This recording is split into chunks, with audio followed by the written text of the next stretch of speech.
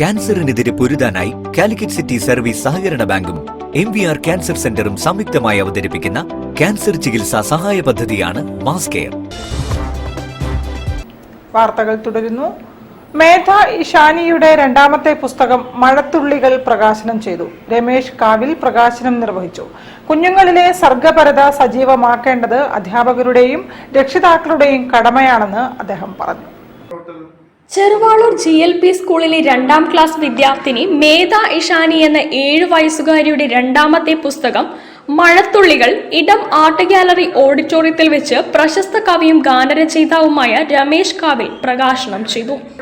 പുത്തൻ ടെക്നോളജിയുടെ അതിപ്രസരത്തിൽ കുഞ്ഞുങ്ങളിലെ സർഗപരത മുരടിച്ചു പോകാതെ സജീവമാക്കാൻ അധ്യാപകരുടേതെന്ന പോലെ രക്ഷിതാക്കളുടെയും കടമയാണെന്നും അത് വർത്തമാനകാലത്തിന്റെ അനിവാര്യതയാണെന്നും അദ്ദേഹം പറഞ്ഞു.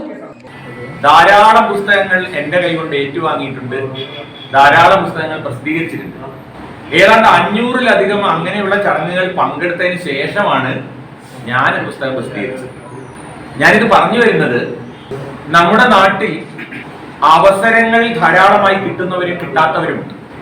ഉള്ള അവസരങ്ങൾ നമ്മൾ പരമാവധി ഉപയോഗപ്പെടുത്തുന്നതോടൊപ്പം തന്നെ എഴുതാൻ ആവശ്യമായ വലിയ സാഹചര്യം മേധ ഇഷാനിക്ക് ഒരുക്കി കൊടുക്കുക എന്നതാണ് രക്ഷിതാക്കളും അധ്യാപകരും ചെയ്യേണ്ടത്. ചെറുവാളൂർ GLP സ്കൂൾ പ്രധാനാധ്യാപകൻ M സതീശൻ മാസ്റ്റർ പുസ്തകം ഏറ്റുവാങ്ങി. ചടങ്ങിൽ VK ഭാസ്കരൻ മാസ്റ്റർ അധ്യക്ഷനായി. പ്രമുഖ ചിത്രകാരൻ ശ്രീനി പാലേരി മുഖ്യാതിഥിയായിരുന്നു. ചിത്രകാരനും ഇടം ആർട്ട് ഗാലറി ഡയറക്ടറുമായ CK കുമാരൻ മാസ്റ്റർ ഉപഹാര സമർപ്പണം നടത്തി. ജയൻ പ്രേം ബാസിൻ, P ബിന്ദു, വത്സൻ മഠത്തിൽ, MK ബിന്ദു, വീണ ചന്ദ്രൻ, സുരേഷ് നൊച്ചാട്, PP ലിംന തുടങ്ങിയവർ ആശംസകൾ അർപ്പിച്ച് സംസാരിച്ചു.